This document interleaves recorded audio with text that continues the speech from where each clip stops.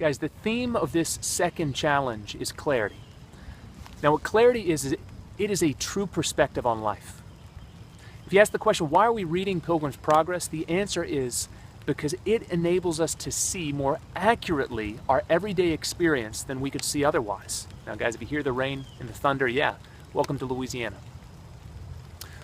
We're using this book as a template for our own experience. Now, part of what I hope you gain from reading this is some key convictions that are often missing from contemporary spirituality among men. So last time we thought about the truth that life is a battlefield. It's not a playground. What I want us to think about today is I want us to think about the idea that one thing is ultimately needed. So as you read through Pilgrim's Progress, note the simplicity of Christian's journey. Is he pausing to take photographs of, the beautiful landscape and the sights? Does he linger around Vanity Fair trying to collect a few trinkets? Is he interested in longevity, just stretching out his time as long as he can in the city of destruction or along that path that leads to the celestial city? No, he's got a single objective.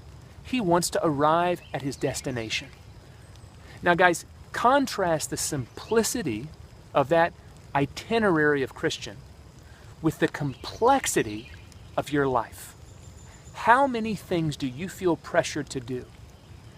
Feel the weight of the expectation in your culture to succeed in the workplace, to maintain physical fitness and a high degree of health, to ensure that all of your kids get to go to nice schools and that they get to go on to holidays so they don't miss out their childhood, that you have that bucket list and that you don't not see the peaks of the Alps and that you don't not visit the great cities of this world. There are so many things that we feel pressure to do, and we lose that simplicity that's not just in Pilgrim's Progress. Guys, it's something Jesus tells us is essential for discipleship. Do you remember the story with Martha and Mary? Mary, she's sitting at the feet of Jesus. Martha's busy in the kitchen. Martha comes in. She wants Jesus to scold Mary. And do you remember what Jesus tells Martha? He says that Mary's actually chosen the better part. And he reminds her that ultimately, guys, one thing is needed in life. And that's, guys, what we've got to recover. The simplicity of discipleship. Men, how many things are ultimately needed for your children? Think Pilgrim's Progress, not the expectations of culture. Guys, you want them to join you on that journey that leads to eternity with God. Discipling your kids, that's the one thing that's needed. Guys, in marriage, how many things are needed? You want your wife, again, to be a comrade on this quest of faith. That's the one thing needed. Guys, think in the workplace. How many things are needed?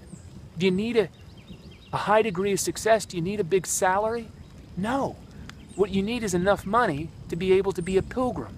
What you need is to be a witness to those that don't yet know the good news.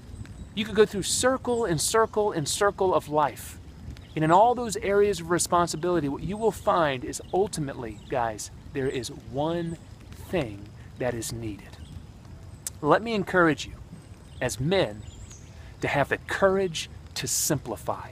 It will take courage. Just as it was not an easy decision for Christian to leave the city of destruction or to close his ears to all the noise of Vanity Fair, guys, it is not easy to be a Christian in this age. And repeatedly, you are going to have the resolve and the wisdom and the courage to figure out what's of foremost significance and the stuff that you can cut out, because ultimately it's the fat. And guys, choose the better part. What the apostle said to the early church, it still stands for us. Do not love the world or the things in the world. For all that is in the world, guys, it's not the love of the Father. It's the lust of the flesh, it's the lust of the eyes, it's the pride of life. All that stuff, it's passing away. But guys, if we're willing to do that one thing needed, that Word of God, that abides forever. Choose the better part. Simplify your life. Engage the quest, and let's journey together.